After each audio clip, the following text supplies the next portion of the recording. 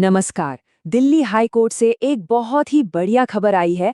एक नई भर्ती निकली है और आज हम इसी के बारे में सारी जानकारी लेंगे स्टेप बाय स्टेप। जी हाँ, बिल्कुल सही सुना। दिल्ली हाई कोर्ट में नौकरी का सपना देखने वालों के लिए ये एक सुनहरा मौका है। पता है क्यों? क्योंकि जूनियर जुडिशियल असिस्टेंट और रेस्टोरर के पूरे 1552 नए पद निकले हैं, वो भी साल 2026 के लिए। तो फटाफट देख लेते हैं कि आज हम क्या क्या जानने वाले हैं।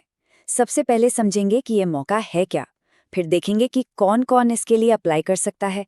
इसके बाद वैकेंसी और फीस की बात करेंगे, फिर ज़रूरी तारीखें नोट करेंगे और आखिर में सबसे ज़रूरी बात अप्लाई कैसे करना है, उसका पूरा प्रोसेस समझेंगे।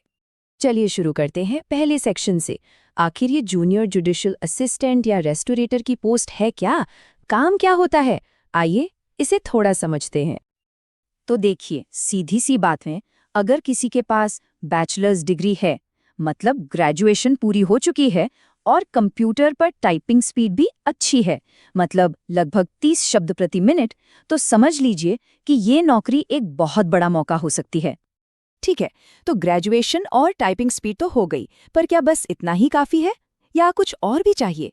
चलिए, अब एलिजिबिलिटी यानी कि योग्यता की बाकी शर्तों पर भी एक नजर डाल ही लेते हैं।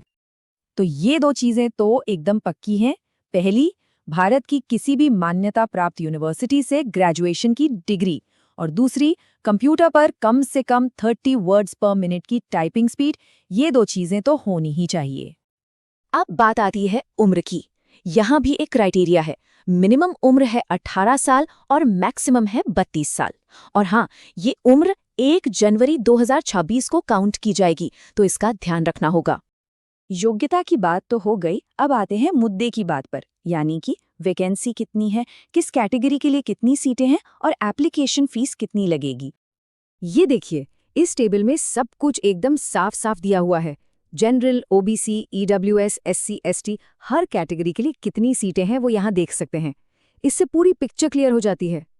और अगर नंबर्स को और आसानी से समझना है तो ये चार्ट देखिए।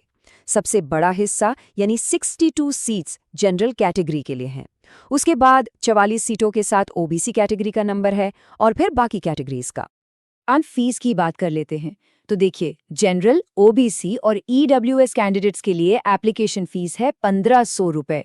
वहीं एससी, एसटी और फिजिकली हैंडीकैप कैंडिडेट्स के लिए ये फीस थोड़ी कम यानी 1300 रुपए रखी गई है।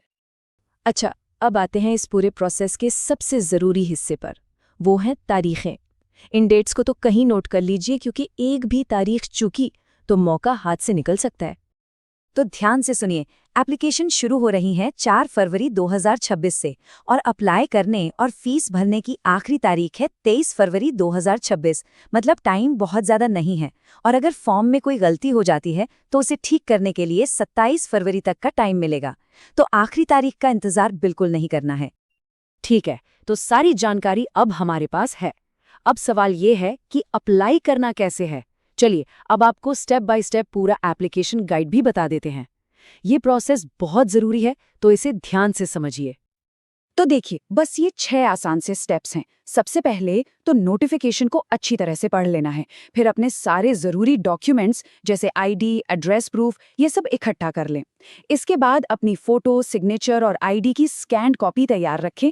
फिर ऑनलाइन फॉर्म भरें और उसे सबमिट करने से पहले एक बार अच्छी तरह से चेक ज़रूर कर लें। 5वां स्टेप है फीस भरना, और आखिर में जब सब कुछ हो जाए तो फाइनल फॉर्म का एक प्रिंट आउट अपने पास ज़रूर रख लें। तो बस अब तैयारी शुरू कर दीजिए। पूरी जानकारी और अप्लाई करने के लिए दिल्ली हाई कोर्ट की ऑफिशियल वेबसाइट पर नजर बनाए रखें। याद रखें, लिंक 4 फरवरी को एक्टिवेट होगा। तो सारी जानकारी अब आपके सामने है, रास्ता एकदम साफ है।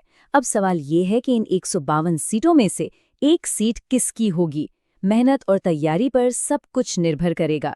हमारी तरफ से सभी को ढेर सारी शुभकामनाएं। हमारे चैनल को सपोर्ट करने और वीडियो के अंत तक बने रहने के लिए आपका बहुत बहुत धन्यवाद।